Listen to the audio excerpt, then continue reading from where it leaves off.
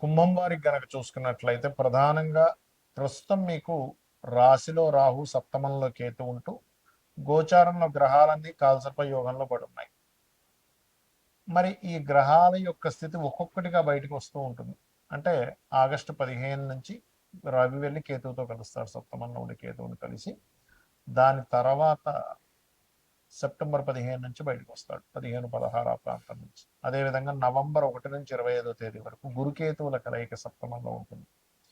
ఈ యొక్క గ్రహస్థితిని అనుసరించి మీకు ఎటువంటి ఫలితాలు జరగనున్నాయి, ఏ దేవతారాధన చేసుకోవాలి, ఎటువంటి విషయాల పట్ల మీరు జాగ్రత్తగా ఉండాలి అనేటువంటి అంశాలు చెప్తుంది నేనైనప్పటికీ చెప్పిస్తుంది సాక్షాత్ లలితా అమ్మవారిగా భావిస్తూ ఆ లలితాంబిక అమ్మవారి యొక్క అనుగ్రహం పరిపూర్ణంగా కలగాలని మనస్ఫూర్తిగా కోరుకుంటూ, ఇక్కడ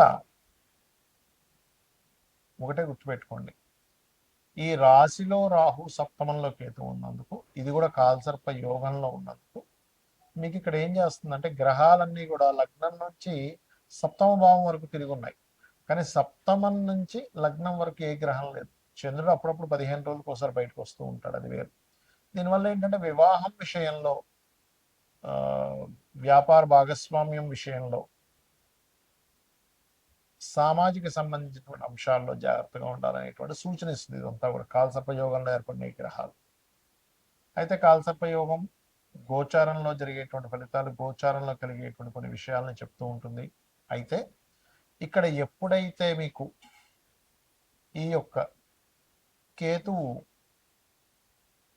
సప్తమంలో ఉన్నాడో, వివాహం విషయంలో మీరు నవంబర్ 25వ తేదీ తర్వాత వివాహ నిర్ణయాలు, పార్ట్నర్షిప్ నిర్ణయాలు తీసుకోవడం మంచిదనేటువంటి చూపిస్తుంది. అందులో ప్రధానంగా రవి ఎప్పుడైతే వచ్చి మీకు ఈ ఆగస్టు 15 నుంచి సెప్టెంబర్ 15 వరకు కేతుతో ఉంటాడో, కొంచెం సమాజంలో ప్రభుత్వ ఉద్యోగస్తులతోని ఇటువంటి వాటితో కొంత ఇబ్బంది ఉంటుంది. కాకపోతే మీ యొక్క జీవిత భాగస్వామి ఏదైనా గవర్నమెంట్ రిలేటెడ్ సంబంధించిన వాటి కోసం ప్రయత్నం చేస్తున్నట్లయితే ఆ యొక్క ప్రయత్నము సఫలీకృతం అవ్వడానికి కూడా అనుకూలిస్తుంది అక్కడ. అదేవిధంగా కొద్దిగా ఈ స్పిరిచువల్ లైన్లోకి జీవిత భాగస్వామి వెళ్ళడం నవంబర్ 1వ తేదీ నుంచి 25వ తేదీ మధ్యలో సామాజికంగా, అంటే సమాజంలో జరిగేటువంటి కొన్ని కొన్ని ఆధ్యాత్మికమైనటువంటి కార్యక్రమాల్లో మీరు పాల్గొనడం, తద్వారా కొంతవరకు కలిసి రావడం అనేటువంటిది ఇస్తుంది. అయితే ఈ లగ్న రాహు ఉన్నందుకు కుంభం వారికి కొంచెం రోజు దుర్గా ఆరాధన చేయండి, విష్ణు సహస్రనామాల యొక్క శ్రవణము లేదా పఠనం చేయండి, అన్ని విధాల మీకు బాగుంటుంది. ఇక్కడ మనం చాలాసార్లు చాలా సందర్భాల్లో చెప్పడం జరిగింది, ఈ రాహుకేతువులు కాల్సర్ప యోగాన్ని జన్మజాతకంలో గనక ఉన్నట్లయితే ఏమి పట్టించుకోకండి, గోచారంలో ఉన్నప్పుడే అది దేశకాల పరిస్థితుల మీద మనుషుల్ని చూపిస్తుంది అని కదా. చాలా ఉదాహరణలు కూడా చెప్పాను. చిరంజీవి గారు పెద్ద పెద్ద, ఇప్పుడు ఒక దాదాపుగా 170 మంది ప్రెసిడెంట్ల జాతకాల్లో కాల్సర్ప యోగం ఉంది అని. ఇది జన్మజాతకంలో ఉంటే మనందరం ఏంటంటే కాలసర్ప యోగం ఉంది, జీవితం ఏమైపోతుందేమో అనుకుంటూ ఉంటాం. మెగాస్టార్ చిరంజీవి కూడా ఉందని చాలాసార్లు చెప్పాను. కాబట్టి ఇది ఎందుకు గుర్తు చేస్తున్నా అంటే, నేను మీకు గోచారంలో కాలసర్ప యోగం రావడం వేరు, జన్మజాతకానికి రావడం వేరు. గోచారంలో వచ్చినప్పుడు జన్మజాతకం మీద కొంత పర్సెంట్ పడుతుంది, ఒక 10 to 15%. దేశకాల పరిస్థితుల మీద 85% పడుతుంది దాని ఎఫెక్ట్ అనేది. అందుకే మనం ఇప్పుడు చూస్తున్నాం ఈ యుద్ధాలు అనుకోండి, ఇవన్నీ కూడా. అయితే ఇక్కడ ఎప్పుడైతే ఈ గ్రహాలన్నీ కూడా ఈ కాల్సర్ప యోగంలోకి వస్తున్నాయో, దీని గురించి మీరు ఏం భయపడకండి. ఇది ఓన్లీ 10 to 15%. నేను చెప్పిన రెమెడీ చేసుకుంటే సరిపోతుంది, ఏది పర్సనల్ చార్ట్ విషయంలో. కానీ దేశకాల పరిస్థితుల్లో దీని యొక్క ప్రభావం ఉంటుంది. మరియు ఇది కాకుండా సర్పదోషం అంటారు, అది వేరు. కాలసర్పదోషం లాగా గ్రహాలన్నీ, అసలు కాలసర్పదోషం అంటే ఏంటి, రాహు కేతువు 180 degreesలో ఒకదానికొకటి ఆపోజిట్లో ఉండగా గ్రహాలన్నీ చంద్రుడితో సైతం అన్ని గ్రహాలు ఒకవైపు వచ్చేసేయాలి, వన్ సైడ్ మొత్తం ఖాళీగా ఉండాలి. అలా లేకుండా కూడా కొంతమంది ఒక గ్రహం 2 గ్రహాలు బయట మీకు కాల్సర్ప యోగం ఉంది, దోషం ఉందని భయపెడుతూ ఉంటారు. అటువంటివి పట్టించుకోకండి దయచేసి.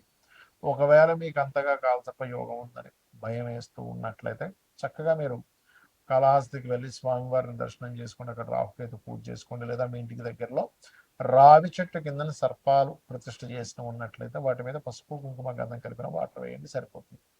అయితే ఈ నార్మల్ సర్పదోషాలు ఏమిటి చూసుకున్నట్లయితే, శనికేతువులు సర్పదోషం కలిసి ఉంటే దీనికి ఏం చేయాలి పరిహారం కూడా చెప్తాను. కుజరాహువులు, శుక్రకేతువులు, రవిరాహువులు, శని రవి, కుజాబుధ, అదేవిధంగా బుధుడు కేతు అది స్వల్పమే, పెద్ద కాదు. ఈ రకంగా కొన్ని కాంబినేషన్స్ ఉంటాయి. చంద్రుడు రాహు, అదేవిధంగా శని రాహు, స్తపత యోగం కూడా అంటూ, స్తపత దోషం అని కూడా అంటూ ఉంటారు. యోగము దోషం రెండు అంటూ ఉంటారు. ఈ రకంగా ఇది కూడా ఇస్తుంది. ఇది సర్పదోష సంబంధించిన కాంబినేషన్స్. దీనికి ఏం చేయాలి అంటే, మీకు దగ్గరలో ఇప్పుడు ఆలయాల్లో చూడండి రావి చెట్టు ఉంటుంది. రావి చెట్టు కిందని సర్ప ప్రతిష్ఠ చేసి ఉంటాయి. అక్కడికి వెళ్ళి వాటి మీద పసుపు కుంకుమ గంధం కలిపిన నీటిని అభిషేకంగా వేసి ఒక 11 ప్రదక్షిణాలు కానీ 21 కానీ 41 కానీ చేసి ఆలయంలో ఒక 5 నిమిషాలు కూర్చోండి. మీకు ఆ దోషం ఏదైతే ఉందో తొలగిపోతుంది. అందరూ చేయవలసింది, ఎందుకంటే కాలసర్ప యోగంలో గ్రహాలన్నీ ఉన్నాయి కాబట్టి.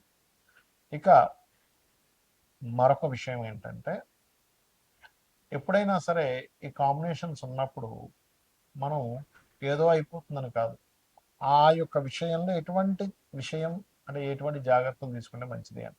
ఉదాహరణకి శనికేతువులు ఉన్నారు. మీరు వ్యాపారంలో మీ కాన్సన్ట్రేషన్ ఎక్కువ చేయాలి ఉద్యోగం కంటే కూడా. ఉద్యోగంలో ఎక్కువ కాన్సన్ట్రేషన్ చేస్తే అంత పెద్దగా కలిసి రాదు, ఉద్యోగం కూడా చేయబుద్ధి అవ్వదు ఈ కాంబినేషన్ ఉన్నప్పుడు. కుజరాహులు ఉన్నారనుకోండి మీ జాతకంలో, వాహనం మీద వెళ్ళినప్పుడు ఎక్కువ స్పీడ్గా వెళ్ళకూడదు, అంటే సర్పదోషం ఆ రూపంలో అటాక్ చేస్తూ ఉంటుంది. చంద్రరాహువులు ఉన్నారు, నీటి ప్రదేశాలు వెళ్ళినప్పుడు జాగ్రత్తగా ఉండాలి. అతి మంచితనంతో నమ్మి ఎవరికైనా మనీ ఇవ్వడం ద్వారా, అది ముఖ్యంగా ధనస్థానంలో ఉంటే ధనం మోసపోవడం జరుగుతూ ఉంటుంది.